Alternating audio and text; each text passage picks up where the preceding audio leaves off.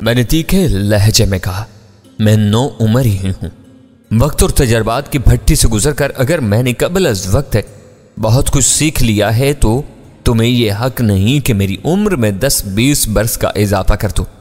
मैंने उसका एहतजाज दरमियान ही से उचक लिया। चलो तुम 9 उम्र बल्कि 9 मौलूद ही सही, लेकिन अब तुम्हें खुद पर काबू रखना होगा। हीले बहाने से तुम्हारी 10 तराजियां बढ़ती जा रही हैं। वो खिलखिलाकर फखरिया अंदाज में हंस पड़ी। किस्मत से मुझे मेरी मुरादों के ये 4 दिन मिले हैं और तुम इन्हें भी मुझसे छीन लेना चाहते हो। कराची लौटने के बाद तुम एक मरतबा फिर गजाला के ख्वाबों में डूबकर मुझसे दूर हो जाओगे। ठंडे दिल से गौर करोगे तो तुम्हें अंदाजा होगा कि तुम खुद ही लाशऊरी तौर पर मुझे ऐसी हरकतों पर उकसाते रहते हो। शायद मेरी और तुम्हारी पोशीदा ख्वाहिशें यकसा होनी चाहिए। तुम इनके इजहार से डरते हो, मैं किसी से नहीं डरती। जो दिल में आता है कर गुजरती हूँ। इन्हीं कुछ फहमियों से अपना दिल बहलाती रहो। मैंने उसी चिढ़ाने वाले अंदाज में हाथ लहरा कर कहा और दरवाजे की तरफ वो लिया। कहाँ चले? क्या अव्वल खान को गैप के कागज फैक्स करने का इरादा नहीं है? उसने मुझे टोका। यही समझ लो, हम चार्ली के आदमियों से 2 मरतबा मार खा चुके हैं। इस वक्त भी उसका कोई ना कोई आदमी बाहर मौजूद होगा और मेरा पीछा करेगा। किसी बूथ से फोन करने की बात मुख्तलिफ है। मैंने पाकिस्तान फैक्स किया तो पाकिस्तान का फैक्स नंबर उसके इल्म में आना ज्यादा दुश्वार नहीं होगा। एहतियातन वो कागज साथ ले जाओ। हो सकता है कि मेरी तरह तुम भी निगरानी करने वाले को जुल देने में कामयाब हो जाओ। वह हर हाल में पुरुम्मीद रहने की आदी थी और इस चक्कर में आमतौर से बहुत से खतरात को यकसर नजरअंदाज कर देती थी। तुम हर थर्म और जिद्दी हो। पिछली रात उसके आदमी को चकमा देकर आवारा गर्दी के लिए निकल गई। अब मैंने भी वही हरकत दोहराई तो चार्ली हमारी सरगर्मियों के बारे में शकूक व शुबहात में मुब्तला हो सकता है। मुझे ऐसी बेफैज हरकतों का कोई शौक नहीं है। तुम जानो, वो शानी उचका कर रहेगी। मैं भी तुम्हारे बारे में वही राय रखती हूँ जो तुम मेरे बारे में जाहिर करते रहते हो। अपनी मर्जी होगी तो किसी अंधी खाई में छलांग लगा दोगे। मैं मशवरा दूंगी तो फुटपाथ से सड़क पर उतरने का खतरा भी मोल नहीं लोगे। उसकी बात का कोई जवाब दिए बगैर कमरे से राहदारी में निकल आया। लिफ्ट से नीचे पहुंचकर मैं होटल की लॉबी से गुजर रहा था कि वहां पड़े हुए एक सोफे से एक सफेद फॉर्म तेजी से मेरी तरफ आया। उसके शनासा चेहरे पर नजर पड़ते ही मैं चौंक पड़ा। हाय। उसने मेरे साथ निकास के रास्ते की तरफ बढ़ते हुए खालिस अमरीकी लहजा में दोस्ताना मुस्कुराहट के साथ कहा, कहीं दूर जाने का इरादा हो तो बाहर मेरी प्राइवेट टैक्सी मौजूद है। मैं मुफ्त की सवारी पसंद नहीं करता। मेरा अदा किया हुआ किराया तुम एक बार फिर चार्ली को लौटा दोगे। जहां जाना हो खुशी और आज़ादी के साथ जाओ, मगर मुझे गुंजा देने की कोशिश नहीं करना। उसने संजीदगी से मुझे आगाह किया। पिछली रात तुम्हारी साथी ने यह चालाकी की थी, इसीलिए आज मुझे मामूर किया गया है। तुम दोनों मुझे पहचानते हो। मैं तुम्हारी निगरानी के लिए नहीं, हिफाजत की हदायत के साथ भेजा गया हूँ। यही वजह है कि मैंने तुमसे छुपने की कोई कोशिश नहीं की। पिछले रोज उसी ने हमें प्रिंसटन बस टर्मिनल से अपनी कार में मंजिल मकसूद तक पहुंचाया था। मैं खुश्क नजरों से उसे घूर कर रह गया। होटल के दरवाजे से तुम मेरे साथ साथ बाहर निकला तो मैंने तिलक कर कहा, मेरे साथ साय की तरह क्यों लगे हुए हो? हिफाजत या निगरानी जो कुछ भी करना चाहते हो मुझसे दूर रहकर भी कर सकते हो और ज्यादा मुअस्सर तरीके पर कर सकते हो। तो क्या तुम पैदल ही न्यूयॉर्क की सड़कें नापने के इरादे से निकले हो? उसने खतरे हैर से पूछा। मैं सिर्फ फोन बूथ तक जा रहा हूं, तुम शौक से मेरे पीछे लगे रहो। वो सारे हिलाकर खुश दिली से अंसारो बोला, होटलों में भी यही करता हूं। होटल से फोन कॉल दुगनी से ज्यादा महंगी पड़ती है। कॉल ज्यादा फासले की हो तो यह एहतियात जरूरी हो जाती है। तबसरा करते हुए उसने अज खुद अपनी रफ्तार धीमी कर ली और मैं तेजी के साथ नुक्कड़ के उस फोन बूथ की तरफ बढ़ता रहा जहां मैनहट्टन के एक उठाईगीर ने मुझे लूटा था। वह मैनहट्टन की मशहूर जमाना अंपायर स्टेट बिल्डिंग वाली 34वीं स्ट्रीट का मगरबी हिस्सा था। इस वक्त फुटपाथों पर गलों में कैमरे लटकाए मुतअद्दिद यूरोपी और एशियाई सियाह रवां तवां थे। इस भीड़ में अफ्रीकियों और अमेरिका के मकामी कालों में सिर्फ लिबास के फर्क से इम्तियाज करना मुमकिन था। इनमें से बहुत से जोड़े एक दूसरे से यूं जुड़े हुए मस्त खरामी कर रहे थे जैसे उन्हें सिर्फ इसी दिन और इसी दोपहर एक दूसरे के करीब आने का मौका मिला हो। इन खराफात का सरसरी जायजा लेता हुआ मैं फोन बूथ में दाखिल हुआ तो मैंने पहलू बदल कर कन अखियों से ताकुब करने वाले का जायजा लिया। मुझे बूथ में दाखिल होते देखकर उसने अपनी पेशकदमी मौकूफ कर दी थी और किसी थके मांदे स्याह की तरह एक इमारत की दीवार से टेक लगाकर सिगरेट के कच लेने में मसरूफ हो गया था। अव्वल खान घर ही पे था और बेचैनी के साथ मेरे किसी पैगाम का मुंतजिर था।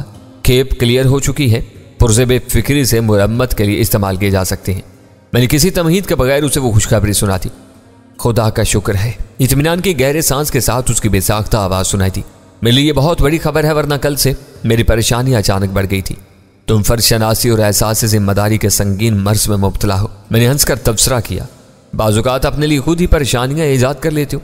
शायद तुमको ऐसा महसूस होता हो, मगर मैं बेबुनियाद वसवसों से हद्दुल इम्कान दूर रहने की कोशिश करता हूँ। कल रात खबर मिली कि निक मोडले यहाँ से अचानक पेरिस के लिए रवाना हो गया है। मुझे यकीन है कि वो किसी अहम मिशन पर अपने मुल्क गया है और यह मिशन हमारे लिए परेशान कुन हो सकता है।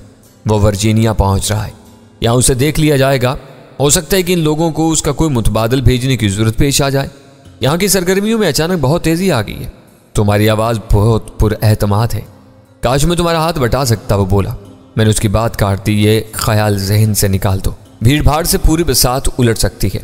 बस यूं समझ लो कि हमें बीच जमालों वाली कहानी थुरानी पड़ रही है। ये तो बहुत ही नेक काम है। अगर दुश्मन आपस में लड़कर एक दूसरे को फना करते रहें तो हमारी जिंदगियां सुख चैन से गुजर सकती हैं। मुझे सुल्तान शाह की सेहत की तरफ से गहरी तशवीश थी। आज शाम उसे भी महदूद सफ़र के लिए क्लियरेंस मिल गई है। वह वाकई एक बड़ी खबर थी। मैंने अपने दिल की तेज़ होती हुई धड़कनों के साथ पूछा, वो वहाँ से कब वापस आ रहा है? कल वहाँ से अमेरिकी फ़िज़ाइया की एक एयर एम्बुलेंस उसे वापस ला रही है। नहीं अव्वल खान, यह फिर कोई साजिश हो सकती है, मैंने इस्तरारी लहजे में कहा। तुम्हें नहीं मालूम कि इसके नाकाम अगवा की कोशिश ने किस किस के सीने दागदार किए हैं। वो दौरान सफ़र ही उसे मार देंगे और हम उनका कुछ नहीं बिगाड़ सकेंगे। इस खतरे ने मेरे जहन में भी सर उभारा था। उसे कदरे कमज़ोर आवाज़ में एतराफ़ किया, तुर्की वालों के मुकाबले में उनकी एयर एम्बुलेंस से जदीद तरीन तिब्बी सहूलतों से आरास्ता है। मुझे यकीन दिलाया गया है कि सुल्तान शाह की हिफाजत के लिए हर मुमकिन एहतियाती तदाबीर इख्तियार की जाएगी। जदीद तरीन के मुकाबले में दोस्तों की रवायती एयर एम्बुलेंस से ज़्यादा महफूज रहेगी।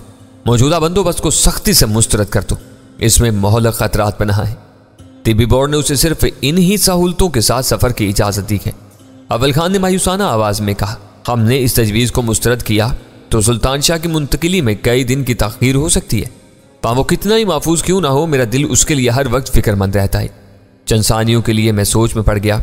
फिर मैंने सवाल किया, क्या इस सफ़र में अयूब आगा भी सुल्तान शाह के साथ त्यारे पर मौजूद होगा?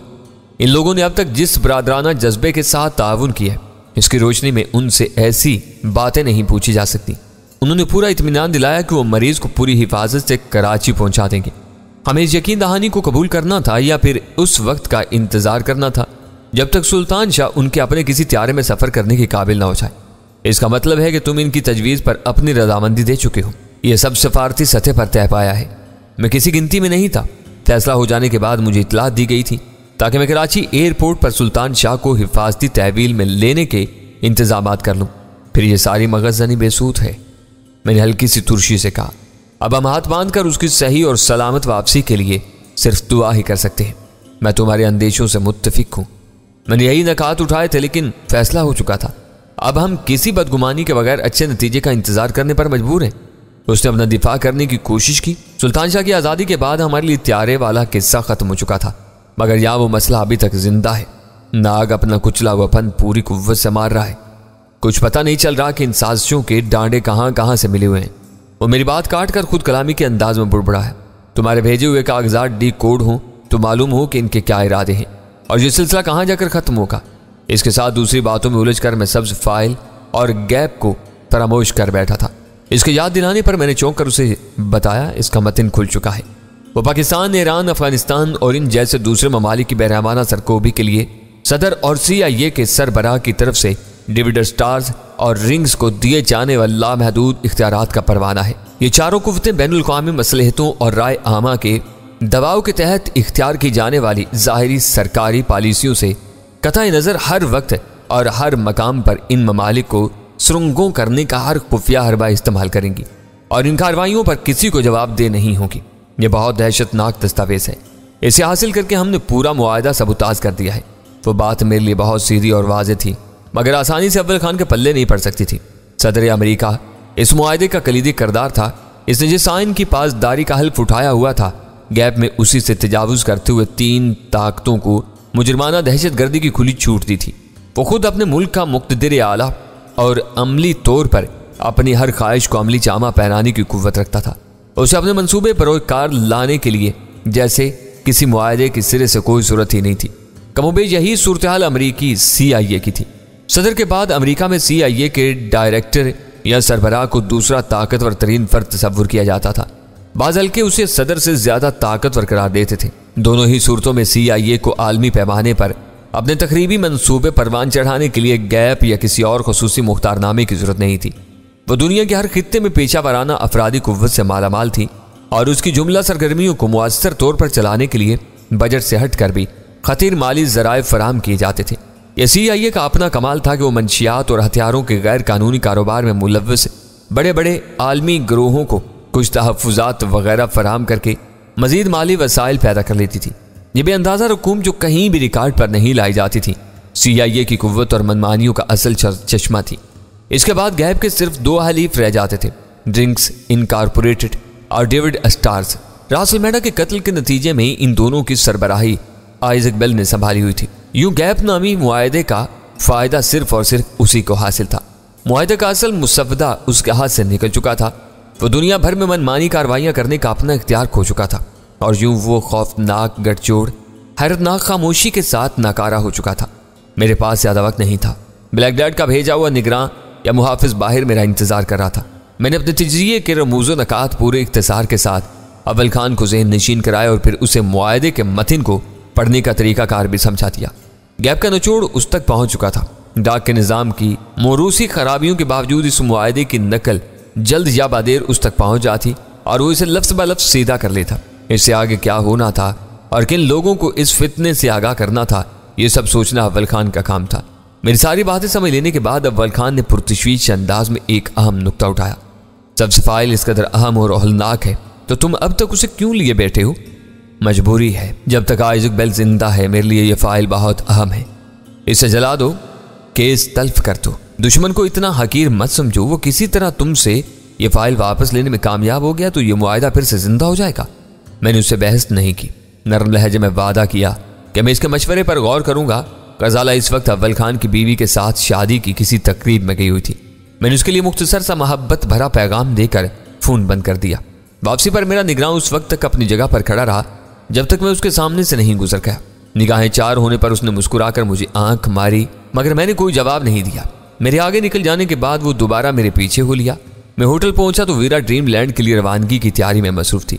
निक मोडले की कराची से रवानगी के बारे में अव्वल खान से मिलने वाली इतला की अहमियत सिर्फ इतनी थी कि उसे बद्रीनाथ की नेक नीयती साबित हो रही थी। उसे CIA सेंटर वालों से जो कुछ मालूम हो रहा था वो किसी रद्दो बदल के बगैर मुझे बतलाया जा रहा था। एक तरफ आइजक बेल के खिलाफ एलन राय और जैनी ने हमारी भरपूर मदद की थी तो दूसरे महाज पर बद्रीनाथ ने इंटरवेल रेंट के पुर्जों की खेप की तलाश में अहम किरदार अदा किया था। सुल्तान शाह के बारे में खबर सुनकर वीरा भी फितरी अंदाज में चौंकी थी। क्या तुर्की वालों के पास है ऐसी एक भी एम्बुलेंस एयर नहीं जिसके जरिए किसी VIP मरीज को मुल्क से बाहर भेजा जा सके? तुम भूल रही हो कि तुर्की अमेरिका का एक पुराना इत्तेहादी और हलीफ है। अंकारा में इनका एक काबिल जिक्र एयरबेस है जहाँ दुनिया की सारी सहूलतें मुयस्सर हैं। फिर इन्हें मुफ्त में मुयस्सर आने वाली इन सहूलतों पर अपना पैसा बहाने की क्या जरूरत है? जरूरत तो अब तुम्हारे सामने है कि सुल्तान शाह। उसने एहतजाज में कुछ कहना चाहा मगर मैंने फुर्ती से उसकी बात काट दी। सुल्तान शाह के साथ हमारी तरह उनकी कोई गहरी जज्बाती वाबस्तगी नहीं है। फिर भी उन्होंने कब्र से उसे अंकारा पहुंचाने की इजाजत दी और इस वक्त से अपनी सारी जिम्मेदारियां निभा रहे हैं। सफर के लिए उसे VIP सहूलतें मुहैया कर रहे हैं। वो हमारे तहफ़्फ़ुज़ात से बेखबर नहीं है। हो सकता है कि कल हमारे सारे खदशात बेबुनियाद साबित हो। इनको पता होता कि इन हालात में सुल्तान शाह को नकलो हमल की जरूरत पेश आएगी तो उन्होंने जरूर कोई जदीद एम्बुलेंस खरीद लेनी थी। आखिरी फिक्रे में मैंने वीरा के एतराज का वजन हल्का करने के लिए मज़हक्का उड़ाने वाले अंदाज में अदा किए थे लेकिन वो हकीकत से बहुत करीब थे। हरजाईपन तुम्हारे मिजाज में शामिल है। वो चिड़चिड़े लहजे में बोली। इस वक्त सुल्तान शाह से किसी हमदर्दी के इजहार के बजाय तुर्कों की वकालत कर रहे हो? काश चैनी को तुम्हारी फितरत के इस पहलू से वाकफियत हासिल हो गई होती। मुझे उसकी बेतुकी बात पर हंसी आ गई। यहाँ जैनी का जिक्र कहाँ से आ गया? वो बाज नहीं आ रही। वीरा ने जहरीले लहजे में कहा। तुम्हारे जाने के बाद उसका फोन आया था। बातों बातों में बार बार तुम्हारे बारे में कुरेद रही थी। मैंने कह दिया कि तुम्हें हैजा हो गया है और तुम किसी अच्छे मुआलिज की तलाश में निकले हुए हो। मुझे हैजा कराने की क्या जरूरत थी? मैंने तन से कहा। कह दिया होता कि किसी हादसे में आनजहानी हो गया है। एक ही बहाने में हमेशा के लिए किस्सा पाक हो जाता। बस सब सुलझ गए ना। ये बहाना मैंने सोच समझ कर किया था। बाद में तुम उसकी कोई कॉल रिसीव कर बैठते तो मुझे शर्मिंदगी होती। मुझसे क्या बताते कि तुम दोबारा कैसे जिंदा हो गए। अब तुम डायरिया की कमजोरी की वजह से उससे मिलने से साफ इनकार कर सकते हो। ऐसी बातों में तुम्हारा दिमाग किसी मक्कार लोमड़ी की तरह चलता है। चाहे तुम इस आध घंटे से ज्यादा उसी के बारे में सोच सोच कर कुटती रहती हो। मुझे कुड़ने की क्या जरूरत है? तुम्हारी गर्दन हर वक्त मेरी दस्तरस में रहती है। हम खा आपस में लड़ते ही रहती हूँ, वो हमारी रफाकत का तसव्वुर करके जलती बुनती रहती होगी। तुम्हारी नफ्सियात बहुत पेचीदा और नाकाबिल फहम है। अब अपना सिंगार जल्द खत्म कर लो, बाहर कहीं कुछ खा पी कर ड्रीमलैंड की तरफ निकल जाएंगे। मैं तैयार हूँ। वो फौरन ही उठ खड़ी हुई। बाहर निगरानी का क्या हाल है? प्रिंसटन में टैक्सी सर्विस फ्राहम करने वाले से मेरी मुलाकात हो चुकी है। दूसरा भी किसी कोने खांचे में बैठा हुआ होगा। आज चार्ली से इस बात का भी फैसला हो जाएगा कि वो हमारा हमदर्द और दोस्त ही रहे, मुरब्बी या सरप्रस्त बनने की कोशिश न करे। वीरन तलखी से कहा और मेरे साथ चलती। निगरानी करने वाला शनासा शख्स हमारी झलक देखते ही उठ खड़ा हुआ। मुझे यकीन था कि उसका दूसरा साथी भी हरकत में आ चुका होगा। इस बार मैंने उस पर कोई ध्यान नहीं दिया। होटल से बाहर एक टैक्सी से मुसाफिर उतर रहे थे। टैक्सी खाली होते ही हम उसमें सवार हो गए। Times square. टैक्सी हरकत में आते ही वीरा ने हदायत की, ब्रॉडवे पर कहीं पहुंचा दो। दिन के उजाले में मैनहट्टन की मसरूफ शाहराहों पर ट्रैफिक का खासा हजूम रवा था। गाड़ियों की भीड़ भाड़ की वजह से ट्रैफिक की रफ्तार काफी सुस्त थी, लेकिन बदनज़मी मफकूद थी। बेशतर गाड़ियां कवायद की पाबंदी करते हुए अपनी अपनी कितार में चल रही थीं। कुछ ही देर बाद टैक्सी ने हमें टाइम्स स्क्वायर पहुंचा दिया। टाइम्स स्क्वायर मैनहट्टन में स्याहों के एक पसंदीदा मरकज के तौर पर मशहूर है। इस वक्त भी वहां खासी तादाद में स्याह मंडला रहे थे और पुरशौक निगाहों से लदी फंदी दुकानों और शो विंडोज की सैर कर रहे थे। इनमें अमरीकियों की भी खासी तादाद शामिल थी। न्यूयॉर्क बल्कि मैनहट्टन और इसके मुजाफाती जज़ायर सियाहत के लिए ऐसी सहर अंगेज शोहरत रखते हैं कि अमरीका की दूर दराज रियासतों के रहने वाले भी अपनी सहूलत के मुताबिक शौक और एहतमाम से प्रोग्राम बनाकर इस दुनियाए हैरत में साल भर आते ही रहते हैं। वीरा मुझे साथ लेकर तेजी से रास्ता बनाती हुई कैंटी फ्राइड चिकन के रोशन और साफ सुथरे रेस्टोरेंट में दाखिल हुई तो वहां बेशतर मेजें भरी हुई थी और कैश मशीन के सामने नए खरीदारों की कितारें लगी हुई थी। ओह, वीरा पुरतशवीश अंदाज में बोली। दफातर वगैरह में लंच टाइम होने की वजह से इस वक्त अचानक रश बढ़ के आए। ये जोर 2 बजे से पहले नहीं टूटेगा। यहाँ के इश्तिहा अंगेज माहौल में दाखिल होने के बाद अब मैं कहीं और नहीं जाऊँगा। मैंने फौरन ही ऐलान कर दिया, ये दोपहर KFC के नाम ही रहेगी। वैसे भी हमारे पास वक्त की कमी नहीं है। वीरा एक कितार के आखिरी सिरे पर खड़ी हो गई और मैं किसी खाली मेज की तलाश में सरगर्दा हो गया। बात के दिलकश चेहरों और खुश लिबास जिस्मों की भीड़ में मेज की तलाश का तजर्बा बहुत खुशगवार साबित हुआ। शीशे की ऊंची दीवारों के साथ 2 नफरी मेज पर मेरा कब्जा होने तक वीरा भी हैरत नाक तेजी के साथ खाने की ट्रे उठाए मुझे ढूंढती हुई वहां तक आ पहुंची। खाने के दौरान बातें करते हुए हम दोनों की निगाहें अपने शनासा ताकुब कुनिंदा की तलाश में सरगर्दा रहीं, लेकिन वो KFC में नजर नहीं आया। वो सारा इलाका वीरा का देखा भाला था। वहां से निकलकर कुछ देर की मटर गश्त के बाद हम थिएटर डिस्ट्रिक्ट की हदूद में दाखिल हुए तो इस तफरीही इलाके में चीखते चिंगारते हुए बड़े बड़े साइन बोर्ड्स तमाशबीनों को दावत देते हुए नजर आए। गुनैवन साइन बंद थे, लेकिन दिन के उजाले में सारी तस्वीरें और तहरीरें बहुत वाज़ेह थीं, जिनमें से बहुत सी सेंसर किए जाने की काबिल थी। रात को जलती बुझती हुई रंगारंग रोशनियों के सैलाब में वहां बने संवरे चेहरों का जो मेला सजता होगा, इसका बस तसव्वुर ही किया जा सकता था। दिन की चमकती हुई रोशनी में इन तफरीह कदों पर एक अजीब सी फटकार और बेरौनकी बरसती नजर आ रही थी। ऐसा नहीं था कि इस वक्त वहां सन्नाटा था। शाम की मखसूस तफरीहात के सिवा सारे कारोबार जोरों शोर से चल रहे थे। रात के खौफ आवर और गुनाह परवर अंधेरों से घबराने वाले बेशुमार लोग भी वहां मौजूद थे, मगर मैनहट्टन की नाइट लाइफ का होश रुबा मरकज इस वक्त अपने जोबन पर नहीं था। ड्रीमलैंड नाइट क्लब था। रात को क्लब के दलाल गुजरने वालों को शायद घेर घेर कर अंदर पहुंचाते होंगे, मगर इस वक्त दरवाजे बंद थे। बस एक छोटे से दफ्तर का दरवाजा खुला हुआ था। हमारे अंदर दाखिल होने से पहले ही हमारी निगरानी करने वाला अचानक कहीं से नमूदार हुआ और हम दोनों को अंदर धकेलता हुआ दफ्तर में दाखिल हो गया। मेज के पीछे पड़ी हुई कुर्सी में फंसा और ऊँगता हुआ देव पैकर स्याफाम उसकी आहट पर चौंक पड़ा। हाय जॉनी, अंदर घुसने वाले ने बेतकल्लुफी से स्याफाम को मुखातिब किया।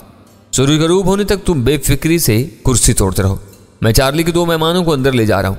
इस वक्त तक हम दोनों भी अंदर पहुंच चुके थे। स्याफाम ने अपनी सुर्ख और मुतवर्रम आंखों से बारी बारी हम दोनों की तरफ देखा और एक मरतबा फिर पूरे इनेमाक से ऊँगने में मसरूफ हो गया। उसकी बेनियाजी देख कर मैं हैरान रह गया। अगर ब्लैक डैड वाकई अंदर मौजूद था तो वहाँ हिफाजत का सिरे से कोई बंदोबस्त नहीं था। स्याफाम की बेखबरी में पूरी फौज मार्च करती हुई अंदर पहुंच सकती थी। अभी तक मैं तुम्हारे पीछे था, अब तुम मेरे पीछे चले आओ। सफ़ेद फाम ये कहता हुआ दफ्तर के अंदरूनी दरवाजे से दूसरी तरफ निकल गया। दफ्तर से आगे एक तवील और कदर कुशादा राहदारी किसी सुरंग की तरह फैली हुई थी। इस राहदारी की छत 10 फुट से ज्यादा नहीं थी। दिन में भी वो राहदारी इतनी तारीक थी कि वहां जा बजा दीवार गिर बल्ब रोशन थे। शायद वो राहदारी ड्रीमलैंड के हाल के मुतवाजी स्टेज के अकबी हिस्से में चली गई थी। वो रास्ता तय करने के बाद हम अपने निगरान की रहनुमाई में एक मुरस्सा दरवाजे से गुजरे तो स्टेज के पीछे ड्रेसिंग रूम में ब्लैक डैड 2 नौजवान लड़कियों के साथ एक सोफे में धंसा जिन पे रहा था। हमें लाने वाला फौरन ही वापस चला गया। कम लिबासी का शिकार दोनों लड़कियों की शोखियों में ब्रेक लग गया और वो ब्लैक डैड से फौरन अलग हो गई। Get up. ब्लैक डैड ने एक लड़की की कमर पर हाथ मारकर अपनी मखसूस आवाज में कहा, जाकर आराम करो, मुझे कुछ अहम काम निपटाने हैं। दोनों लड़कियां मशीनी अंदाज में सोफे पर से उठी और तेजी के साथ उस मुस्ततील हाल के दूसरे सिरे पर बने हुए दरवाजे की तरफ बढ़ती चली गईं। बैठो। ब्लैक डैड ने अपने सामने पड़े हुए खाली सोफों की तरफ इशारा करते हुए पेशकश की। दरमियान में पड़ी हुई मेज पर ब्लैक डैड की शराब नोशी के लवाजमात के साथ 3 फोन भी रखे हुए थे, जिनके तार मेज से नीचे फर्शी कालीन के नीचे गायब हो गए थे। तुम्हारी बेपरवाही और बेनियाजी का यही आलम रहा तो तुम्हारे परस्तार बहुत जल्द तुम्हारा मातम करने पर मजबूर हो जाएंगे। वीरा ने सोफे पर बैठते हुए बेखौफी से ब्लैक डैड से बात की इब्तिदा की तो मेरा दिल उछलकर हल्के में आ गया। वीरा की बेतकल्लफी गुस्ताखी की हदूद को छू रही थी। तुम आज भी पहले की तरह बेवकूफ़ हो। तुम्हारी सहमकाना हमदर्दी का सबब क्या है? उसने बोतल हम दोनों की तरफ सरकाते हुए तीखे लहजे में पूछा। बैरूनी दफ्तर में मौजूद अखलौता काला यूं ऊँग रहा है जैसे उसे इसी काम की तनख्वाह मिलती है। वीरा ने मेज पर लड़कियों के खाली किए हुए गिलास संभालते हुए जवाब दिया, इस वक्त शायद तुम अकेले ही इन दोनों लड़कियों को कुछ समझा रहे थे।